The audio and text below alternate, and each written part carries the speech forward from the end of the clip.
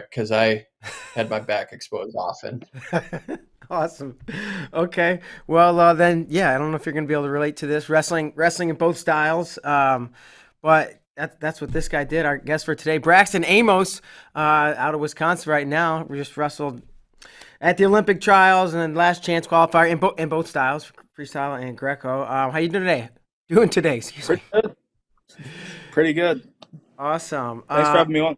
Yeah, yeah. Thanks for coming on. I appreciate it. A product of Parkersburg, Parkersburg South, actually, I believe, but you're from West Virginia. I guess let's just start there. Briefly. How'd you get introduced to wrestling? How old were you, and what'd you like about it? So I was three. Yeah, I was three, and like the daycare was handing out flyers for a wrestling club, and I was real big into WWE and like all that. So I brought it home to my dad, and I was like, "Hey, can I try this?" Um, he kind of rolled his eyes. He goes, "It's not what you think." Like, and he had wrestled like in middle school, so he had like some experience, but not a lot. And he called the coaches. Was like, hey, what? Can you try it out? Nothing serious. And I started at a local club, and you know, it took off from there. Yeah, 3 years old. I'm like, I got a 4-year-old kid. I'm like thinking three. What? That's like you can walk, you can kind of run, but you can't do a ton. What was it like at a young age, or what do you remember early on? Um, I remember that I wasn't very good, Yeah, and practices were just kind of come in, roll around for 30 minutes, play games, yeah, just have fun with it. And then it wasn't until I was like, I want to say like 6, 7 is when practices actually started. We started going over technique and actually working on what wrestling is now. yeah, yeah. At what point did you start to find success? Right, you said at three, I wasn't very good, but like I said, you're three, right? You're still like learning Right. how to do a lot of motor skills. When did you start to have success? Around 6, 7? Was it not till later that I mean, caught fire and took off? I had in-state success. At 4, 5, 6, 7, 8. Forever. It wasn't until like I had done Tulsa and all that, and had won some of the easier brackets, but not beaten any like the big names for Pee Wee wrestling or anything.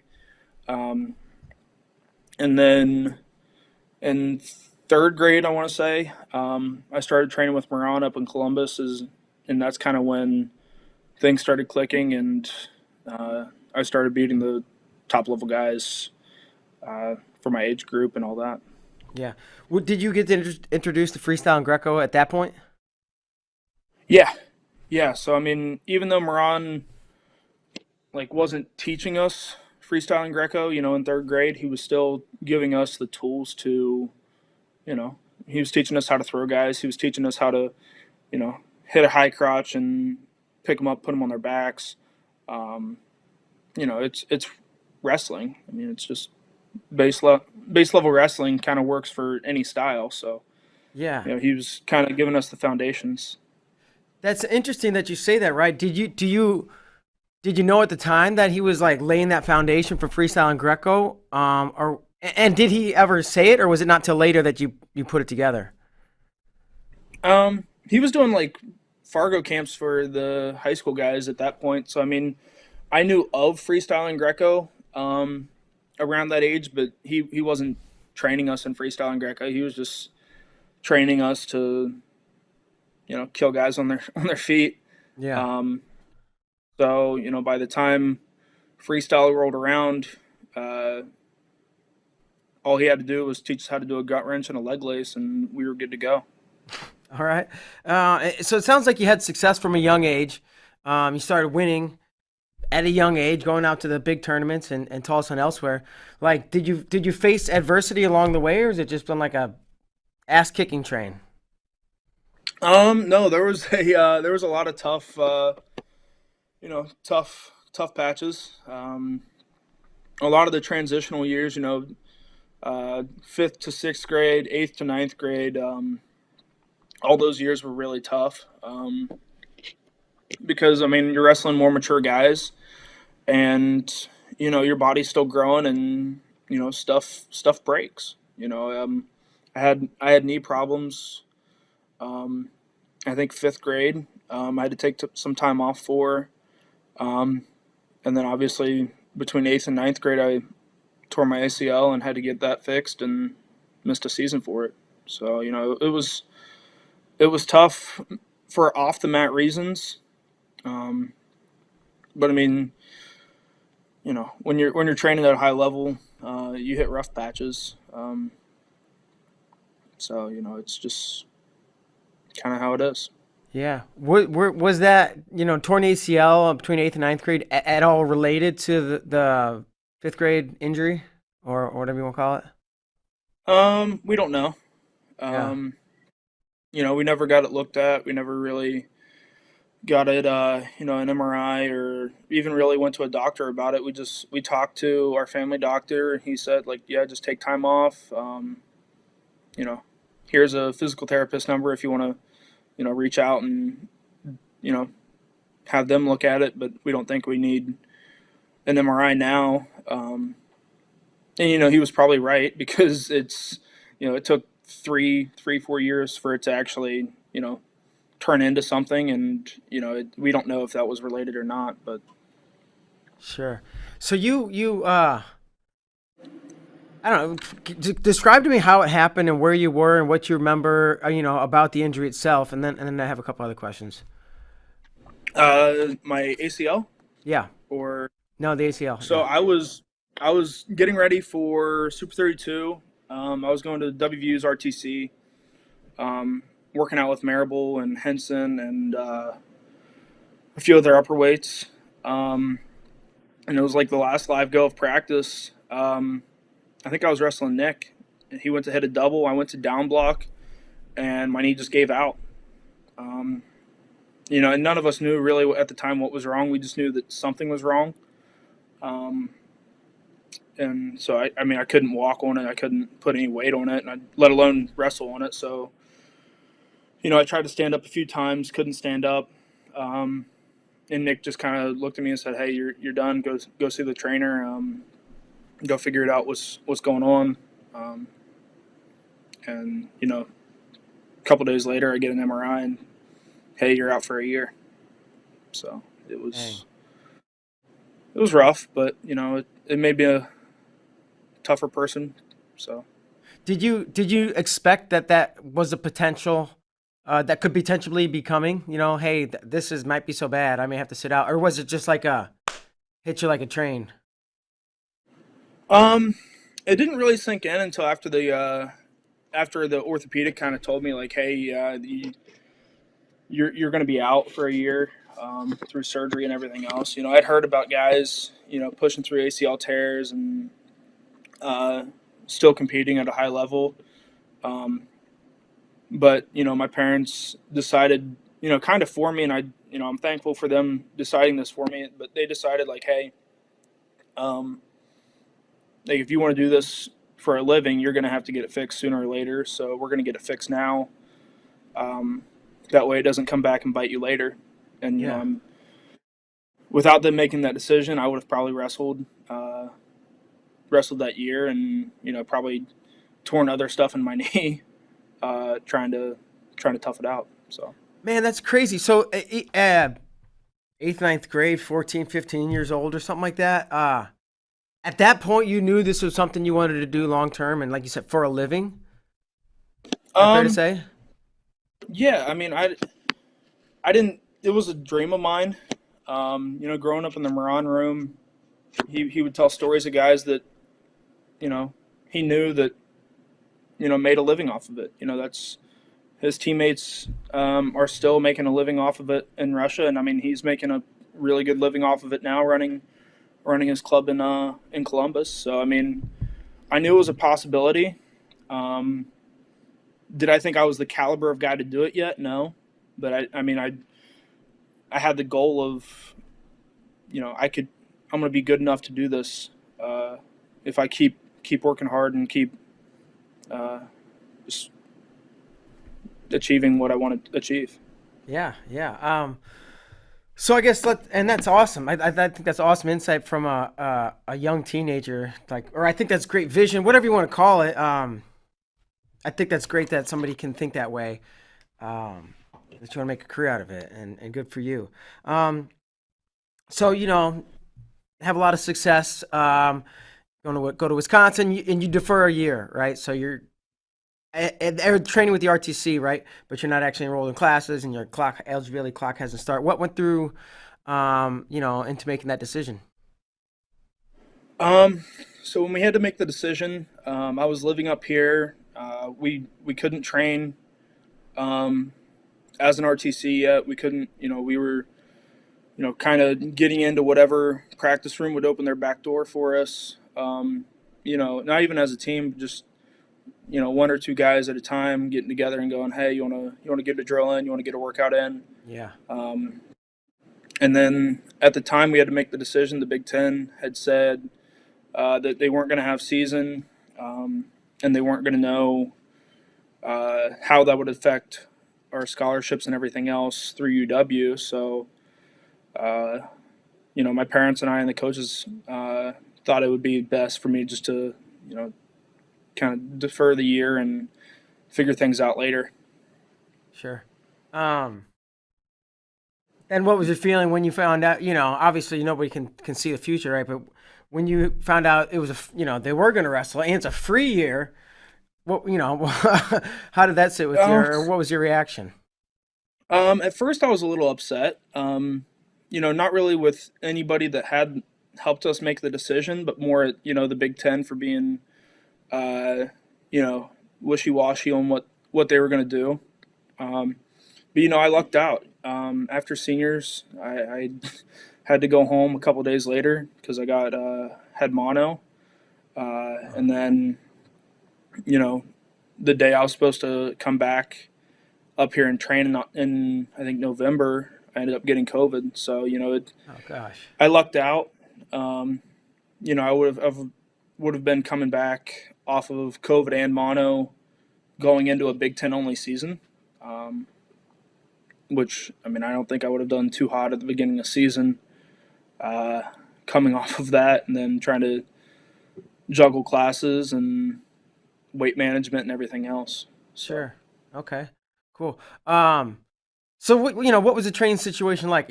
I think you said it was July. You got drove up to Wisconsin, or you got there, training in backdoor situations, wherever you could get into. When did the RTC finally start training, and with what kind of regularity? And then what's it? You're training both styles. What's that like? Trying to juggle that.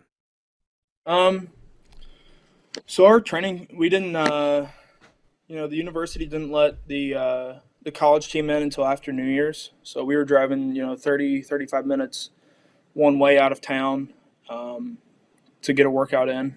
Um, and then So after the college team got into the room, the RTC still wasn't allowed in the room. So the RTC was still making the drive out every day, only without as many training partners for all of us, Yeah. which made things difficult at times and interesting at other times. Um, but it made us all come together, and we're all pretty much family at this point, which I liked. Yeah. And then after NCAA's, they let us in the room. Um, we still have really strict testing protocols and everything like that. But Right. I'm just happy I'm allowed to be in the room now. Sure. Um, As for training, how I do you mean, split up? Oh, I'm sorry. Go ahead. yeah, no. Training both styles is kind of fun. Today was a 20-minute drill, and then a couple matches, and Pete and I just all right, we're going freestyle this match. All right, we're going Greco this match. The third match we'll go one period each style. Yeah. Just it makes life interesting for sure, and it's honestly kind of fun because you might have a bad freestyle go and then have a really good Greco go, and you have to use completely different skill sets to make adjustments. When's the last time you wrestled folk style? Train folk style. Trained folk style, November. of this year, or For not of sure. this year, but Yeah, this of past year. yeah. I was training with the college team. I was doing um, folk style, just trying to get back in shape. Yeah. Um, but an actual folk style match would have been my high school state tournament over a year ago. Yeah. Um, a good folk style match. Uh, it's been a while. Do you prefer Greco, freestyle, folk style? Do you care? I As definitely your prefer the international styles more than I do folk style, but yeah, wrestling's wrestling. I'm just happy to be on the mat. yeah. When did you make the decision to do both? When and why? Right for the last chance qualifier.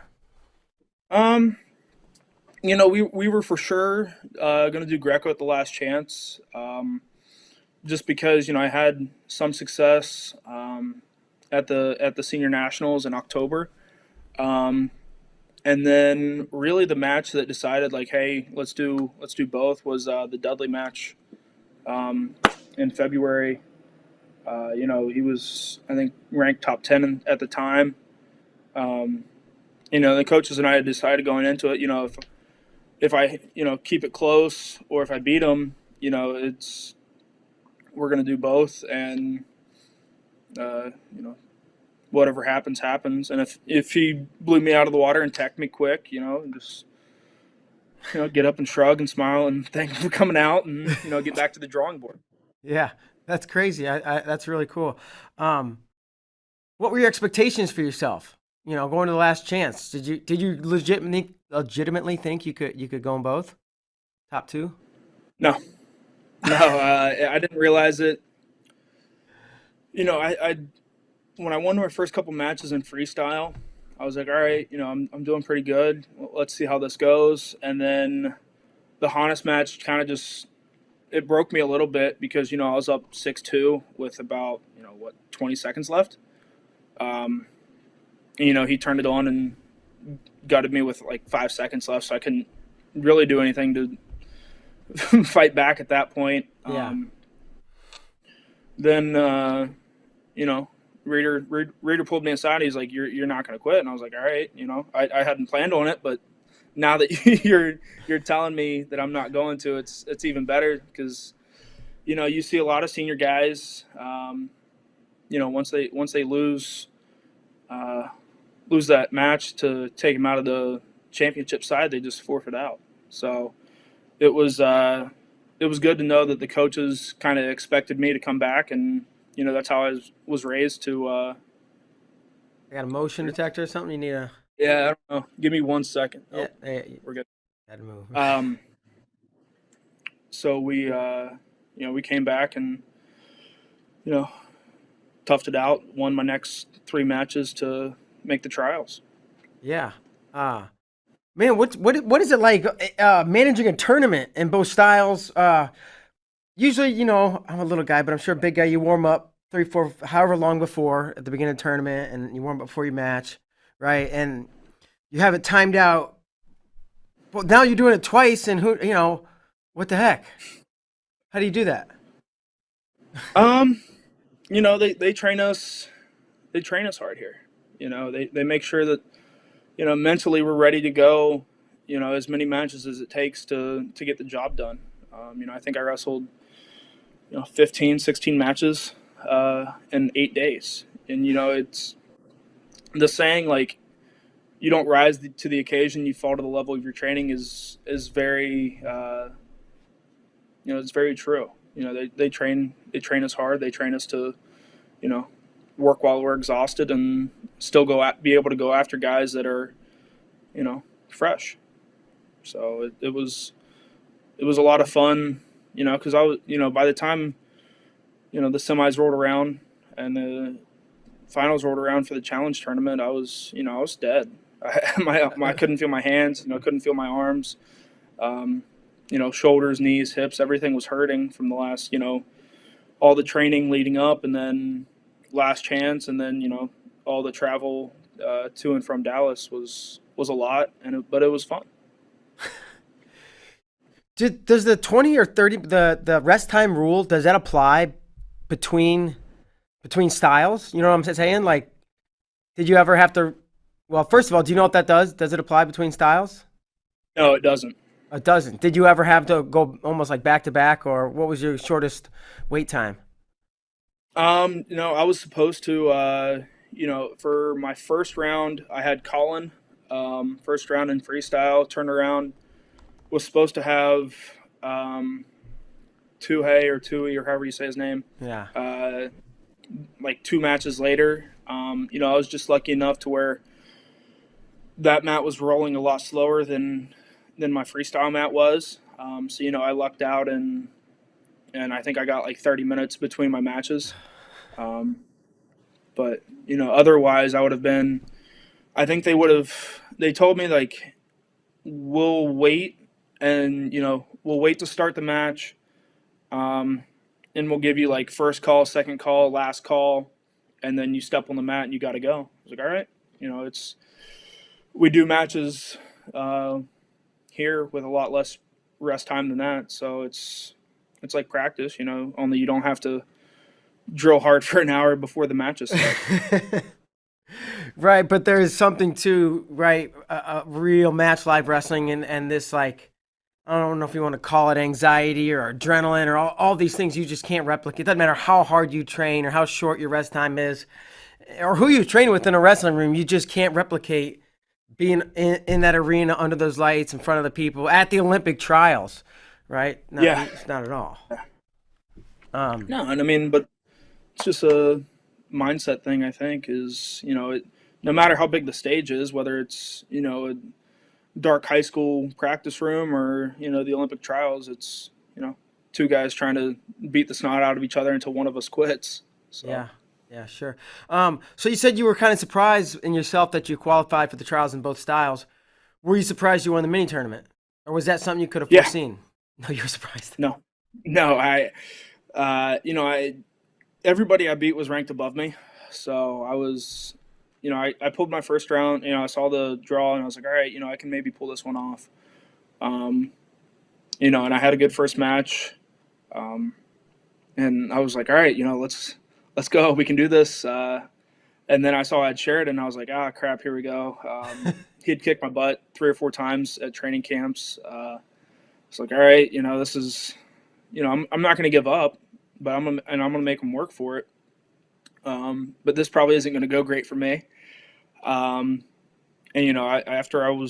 after the end of the first period, I looked at the scoreboard and I was either down 1 or winning, or it was a close match. I was like, all right, I can do this. And about halfway through the second period, you feel him start kind of panicking. I was like, all right, I'm winning. I can finish out this match. I'm in the challenge tournament finals. I finished out that match, and I had Boykin in the challenge finals. I was like, all right, I can. I lost to him by 1 or 2 at seniors, so I can pull this off. And I just wrestled a great match, and the coaches coached me into the right positions, I guess. Yeah. Now, what are your thoughts as you're walking out on NBC against a guy like Angelo Hancock? A little different. There's a difference between wrestling, a top 2 or 3 guy in America, and then wrestling a top, 3 or 4 guy in the world. Sure. I went out, not afraid of him. I was going to try to make him work for everything he got. And he threw me on my head for it. So, but I'm excited to be able to train under him and work with him the next couple months to do whatever I need to do to get him ready for Tokyo. Sweet. Braxton, as I think of where you are as it relates to college, there's so much talk about boxing in a state and keeping all the good kids home. You go halfway across the country. Will you take us through the psychology of that decision and why you went to Wisconsin? As far as not going to my, boxing in a state, WVU offered me a walk-on. So it was kind of it wasn't a slap in the face, but it was kind of a reality of, all right, I'm not going to be a Mountaineer. I had the top programs in the country, in the week before saying, here's our offer. If you're not going to pay anything if you can get your grade, if you can get your test scores up a couple points, you'll be good to go. And it was unfortunate, but I'm happy where I'm at now. I love my team. I love my coaches. I love just UW in general. Um, the academics here are second to none. It's one of the best schools in America. Um, we have a great training situation for upper weights and lower weights. So it's we're putting together a pretty good crew to make a run at things now. So and it's exciting to be a part of. So, Braxton, does that mean West Virginia was your first choice? It was a choice. I really didn't have a first choice that early in the process whenever they came over.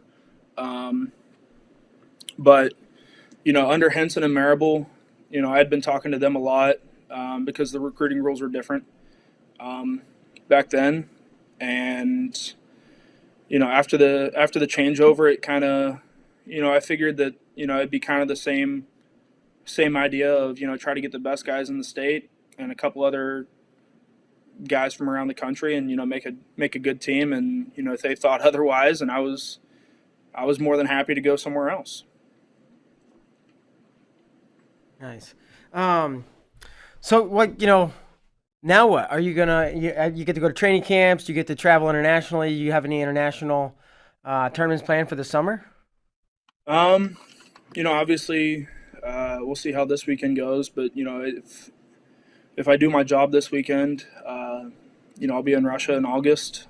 I think USA Wrestling and Sunkist are going to send me out to Croatia for a camp over the summer.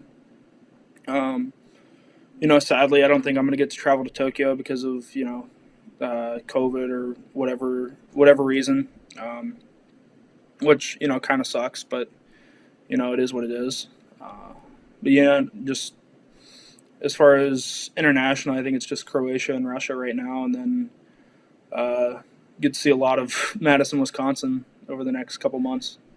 Cool.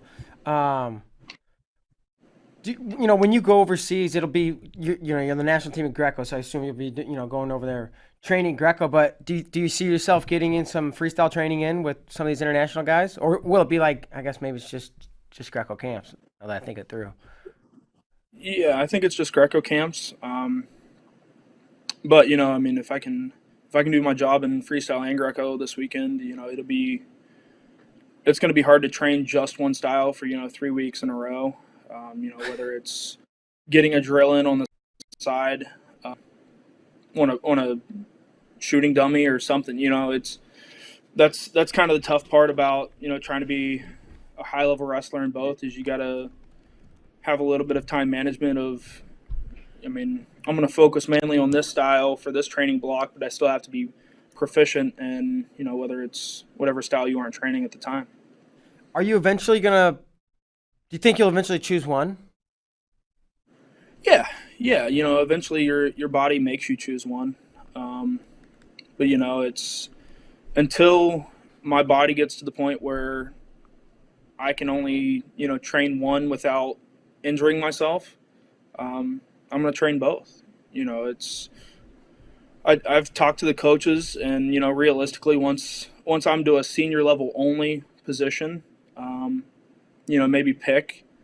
But I mean, while I'm still in college, why not? Why not do both? Braxton, would you do me a favor and break down Chris Bono and John Reeder? Tell me what you like about them, and if you have a funny anecdote about each of them, I'd love to hear it. I mean, they're awesome. They're just awesome guys. They're like having two extra dads around. They'll joke with you and then be serious with you in the same conversation, which is great. And they're not afraid to throw around advice about stuff. It's not like you have to seek out what I should do. If I pop my head in, get up right now and knock on coach's door and be like, hey, what do you guys think about this?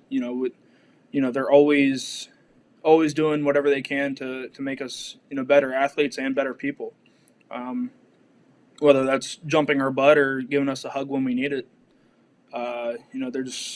They're the best coaches that I've been around for a while.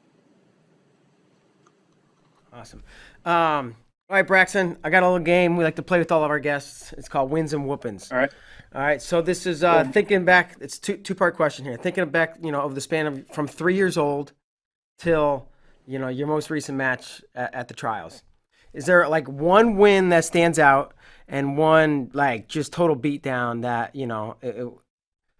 it sucked and you got beat up? And it can be a memorable win because for any reason, right? Somebody awesome you beat, somebody you came back against, somebody, I don't know, whatever reason you want. So, but if you could think about that and answer either one you want first, but we're looking for one win and one whooping.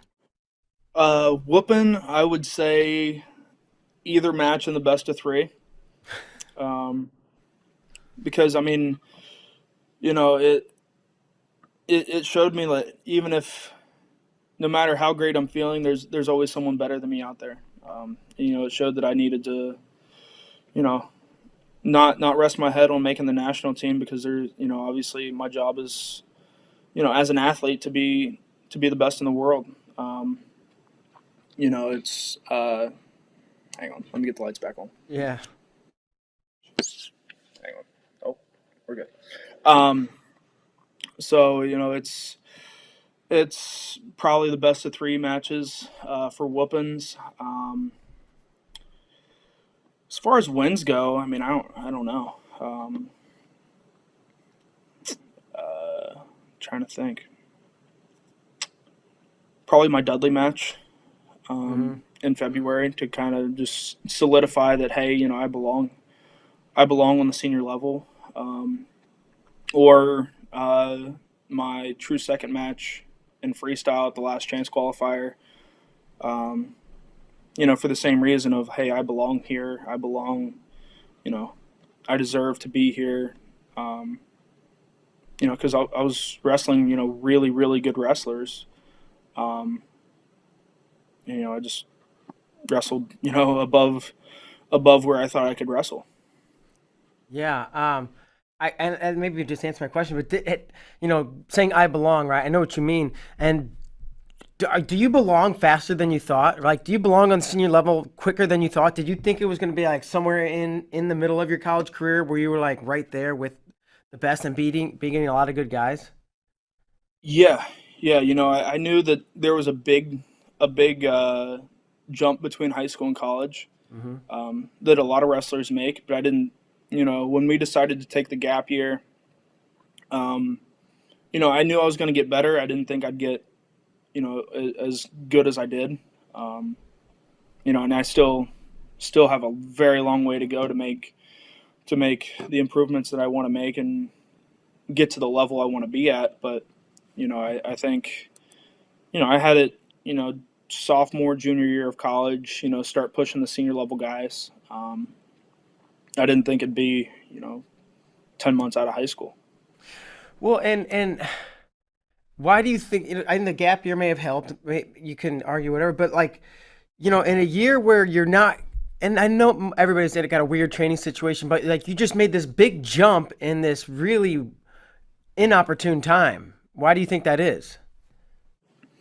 Honestly, I think it's coaches and training partners, or at least here it is. I think because Bono and Reader will push us, as hard as we need to do to achieve our goals, and the coach or the our RTC coach Newt Smirchek is the same way.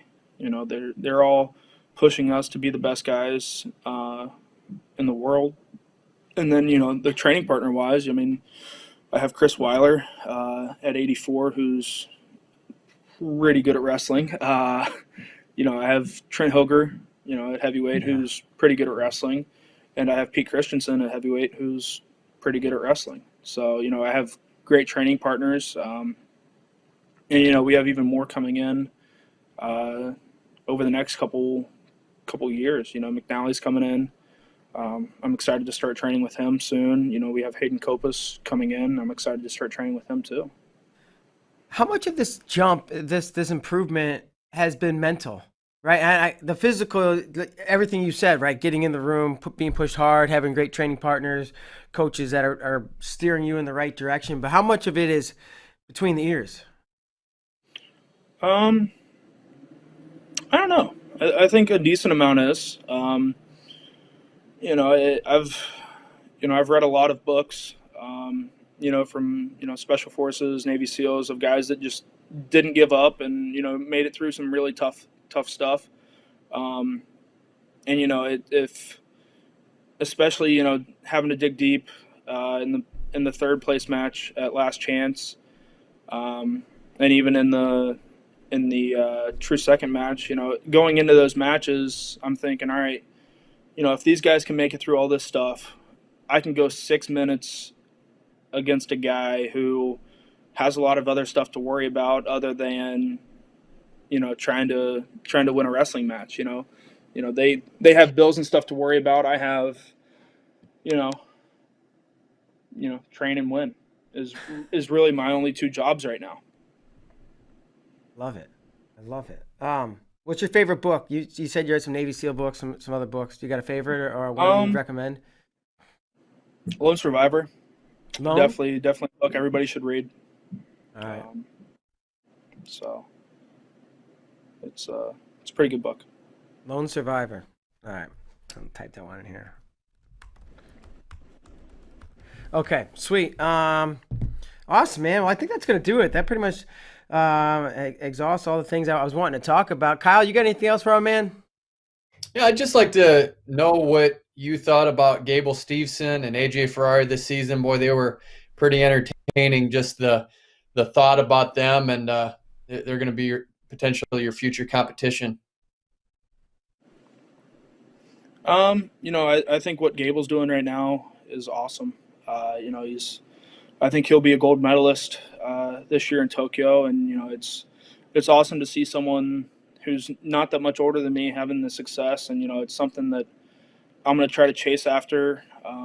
Not at heavyweight, but definitely at 97, 92 kilos, and definitely in college. I want to be at least a 4-time All-American, which is a pretty tough task to achieve. I want to be a multi-time national champ, which is even tougher. So it's seeing him do it gives me hope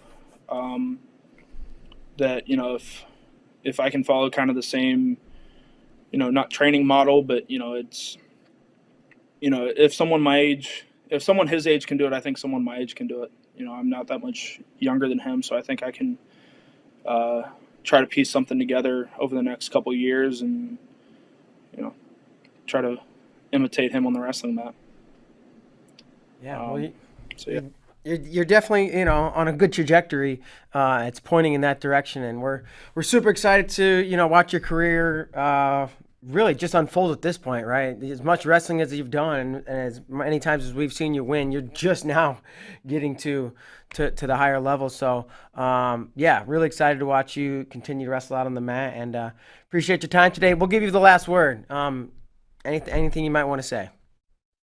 I'm just excited to watch everybody compete at juniors from Wisconsin RTC and our recruits and signees. I'm excited for the future here, and it's going to be a good place to be. And I mean, it already is a good place to be. It's going to be an even better place to be in the future. So awesome, man. Braxton, thanks so much, man. Have a great day. We'll see you out in Iowa. See you in Iowa. All right, thanks, man. All right, Kyle, another great conversation today, and pulling double duty once again, Braxton Amos. It's pretty remarkable, isn't it, Mark, thinking about what he's able to do and do double duty and where he is on his progression. It's such a great story, and I'm glad he was able to lay that out there. And just a sharp kid, isn't he? Yeah, he's great. Fantastic. And super excited to watch him compete this weekend. You can check it out here live on FloWrestling. U.S. Nationals, Senior Nationals, Junior Nationals. It's going to be a great time out in Iowa. So that's going to do it for today's show. For Kyle Klingman, I'm Mark Bader. We'll see you guys. Thanks.